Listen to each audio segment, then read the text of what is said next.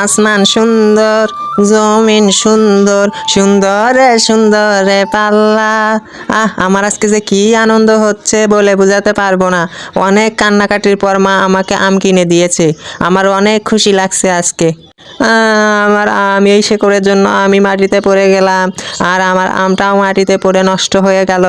শালা শেকড়ের বাচ্চা শেকড়, মা আমাকে কত কষ্ট করে টাকা জোগাড় করে আম কিনে দিয়েছে, আর এই গাছের শেকড়ের জন্য আমটা মাটিতে পড়ে গেল, আমি খেতেও পারলাম না।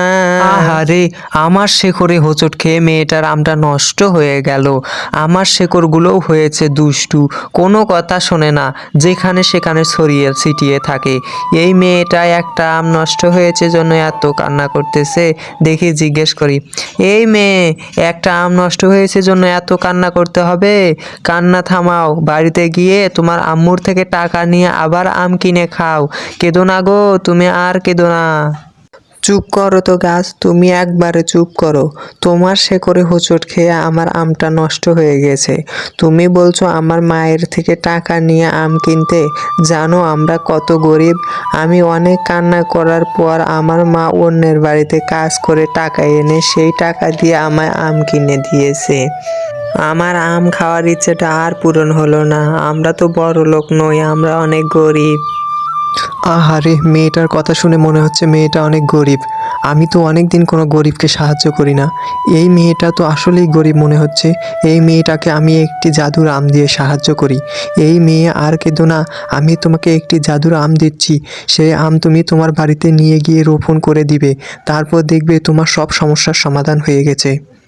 আচ্ছা ঠিক আছে, তুমি যখন বলছো আমি তোমার দেওয়া আমটা বাড়িতে নিয়ে যাব এবং রোপণ করে দিব, তাও যদি আমার আম খাওয়ার ইচ্ছেটা পূরণ হয়। তারপর মিতু ফলটি নিয়ে বাড়িতে যায় এবং ফলটি রোপণ করার জন্য একটি গর্ত খনন করে। ঠিক সেই সময় তার মা এসে তাকে জিজ্ঞেস করে, আরে মিতু, তুই আঙিনায় গর্ত করে কি করিস, আর আমটি এখনো তুই খাসনি কেন? এরপর মিতু বলে, আরে মা, তোমাকে তো বলতে ভুলেই গেছি। এরপর মিতু তার মাকে সব কিছু খুলে বলে। এরপর মিতুর মা বলে, আম আম করতে করতে তোর মাথাটা মনে হয় পুরোপুরি খারাপ হয়ে গেছে। তুই সারাদিন কিছু খাসনি, আম আম করলি, এই জন্য মনে হয় দিনের বেলা স্বপ্ন দেখতেছিস। এসব পাগলামো বাদ দিয়ে তুই ঘরে গিয়ে পড়তে বস। মা মেয়ের গল্পের মাঝেই চোখের পলকেই গাছটি অনেক বড় হয়ে যায় এবং আম ধরে। জাদুর গাছ অনেক ঠিক কথাই বলেছে, এই গাছটি অনেক বড় হয়েছে, আমি এখন আম খাবো, কি মজা কি মজা। খবরদার মিতু, এই গাছ থেকে একটাও আম খাবি না। কোথাকার কোন গাছ তোকে একটা আম দিয়েছে, আর সেখান থেকে এত বড় একটা আম গাছ হয়েছে, আবার সেই আম গাছে অনেকগুলো আমও ধরেছে। এইসব খারাপ কিছুর আভাস পাচ্ছি আমি। চল তো নিয়ে আমাকে, কোথায় তোর সেই আমের গাছ, যে গাছ তোকে একটি আম দিয়েছে। এরপর মা মেয়ে মিলে সেই গাছের কাছে চলে যায়।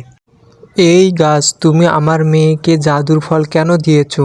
সেই গাছ থেকে অনেক বড় একটা আম গাছ হয়েছে এবং সেই গাছে অনেক বড় বড় আম ধরেছে।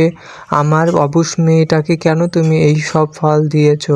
মনে হয় গাছটির আমে বিষ মেশানো আছে, তাই না? কেন তুমি আমাদের ক্ষতি করতে চাও? আমরা তোমার কি ক্ষতি করেছি? না গো, আমার কোনো খারাপ উদ্দেশ্য নেই। আমি তোমার মেয়ের মুখ থেকেই শুনেছিলাম যে তোমরা অনেক গরিব, তাই আমি তোমার মেয়েকে জাদুর আমটি দিয়েছিলাম। ও আচ্ছা, এখন বুঝতে পারছি। তুমি আমাকে ক্ষমা করে দিও জাদুর গাছ, আমি তোমাকে না বুঝে অনেক কথা শুনিয়েছি। তারপর মা মেয়ে বাড়িতে ফিরে আসে এবং সেই গাছের ফলগুলো বিক্রি করে অনেক টাকা ইনকাম করে এবং অনেক বড় লোক হয়ে যায়। কেমন লাগলো গল্পটি জানাও এবং সাবস্ক্রাইব করো।